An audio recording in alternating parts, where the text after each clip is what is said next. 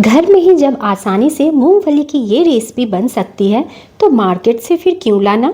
तो चलिए आज मैं आपके साथ मूंगफली की एक ऐसी टेस्टी और आसान रेसिपी शेयर करने जा रही हूँ जो बच्चों को बहुत ही ज़्यादा पसंद आएंगे और इसे आराम से आप घर में बना करके रेडी भी कर सकते हैं।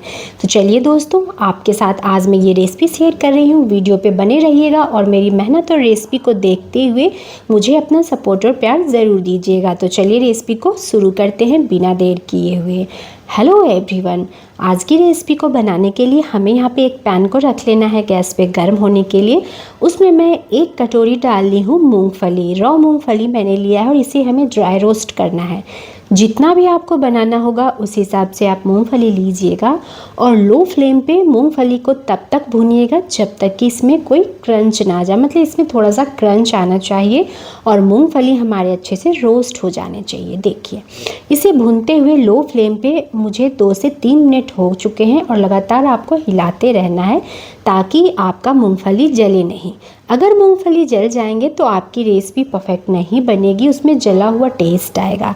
तो मैं यहाँ पे मूंगफली को एक किचन टॉवल के ऊपर में डाल ली हूँ, किसी भी कपड़ा के ऊपर में डालकर, और इस तरह से मसल कर आप आसानी से इसके छिलके को निकाल सकते हैं। देखिए, छिलके निकालने का ना मूंगफली का ये सबसे आसान तरीका है। अगर आप भी मूंगफली की कोई रेसिपी घर में बनाते होंगे तो उसके छिलके निकालने से मतलब किचन या फिर घर वगैरह गंदा हो जाता है। कुछ इस तरह से आप भी आसानी से इसके छिलके को निकाल सकते हैं। अगर आपको ये टिप्स अच्छी लगी हो तो कमेंट में मुझे ज़रूर बताइएगा।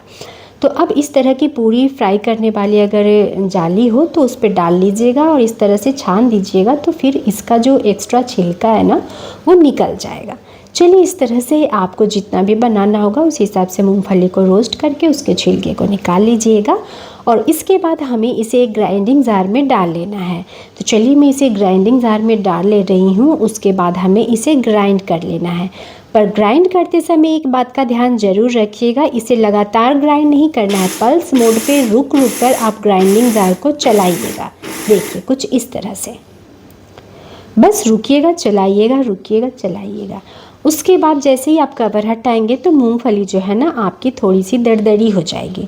फिर आपको क्या करना है, फिर से हमें ये प्रोसेस ग्राइंडिंग जार में ही करना है। अब हमें यहाँ पे आग के पास जाने की ज़रूरत नहीं है, मतलब गैस जलाने की आवश्यकता नहीं। अब सारा प्रोसेस ग्राइंडिंग जार में ही करेंगे।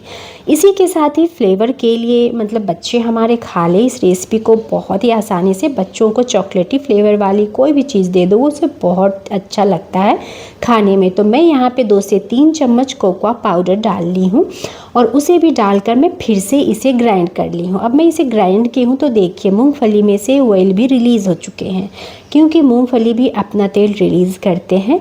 तो आप इसे भी चलाते समय थोड़ा सा रुक रुक करके ही ग्राइंडिंग जार को चलाइएगा। उसके बाद मैं यहाँ पे 2 से 3 चम्मच डाल ले रही हूँ घी। आप घी की जगह पे चाहें तो पीनट ऑयल का भी इस्तेमाल कर सकते हैं, मूंगफली का तेल ले सकते हैं, या फिर आप जो भी कुकिंग ऑयल खाते होंगे सरसों का तेल छोड़ करके वो भी डाल सकते हैं। मीठा के लिए 3 चम्मच मैं यहाँ पे शहद का इस्तेमाल की हूँ। आप शहद की जगह पे चीनी भी डाल सकते हैं या फिर खजूर का भी इस्तेमाल कर सकते हैं। और कुछ इस तरह से मैं इसे फिर से ग्राइंड कर ली हूँ। तो मैं इसे बिल्कुल इस तरह से थिक ही रखी हूँ, एक गाढ़ा सा मैं इसका पेस्ट बना ली हूँ। बहुत ज़्यादा मैं स्मूथ नहीं की हूँ। अगर आपको बहुत ज़्यादा स्मूथ करना है तो थोड़ी देर पे रुक रुक कर फिर से ग्राइंडिंग जार को चलाइएगा, तब तक जब तक ये बिल्कुल अच्छी तरह से क्रीमी टेक्सचर ना आ जाए। और इस तरह से बनाकर आप किसी भी एयर टाइट कंटेनर में भर करके फ्रिज में रख दीजिए 1 सप्ताह के लिए। ये टेस्टी पीनट बटर चॉकलेटी फ्लेवर वाला बनकर तैयार हो जाता है। तो मैं इसे बिल्कुल ही इस तरह से ड्राई रखी हूँ। अब आप इसे बच्चों को मिल्क शेक में डालकर दे सकते हैं या फिर आप उसे रोटी पे लगा के दे सकते हैं, ब्रेड पे लगा के दे सकते हैं। ज़रूर ट्राई कीजिएगा इस रेसिपी को और कमेंट में ज़रूर बताइएगा आपको मेरी ये रेसिपी कैसी लगी। अगर रेसिपी अच्छी लगी हो तो ज़्यादा से ज़्यादा इस वीडियो को शेयर कर दीजिएगा। Bye bye.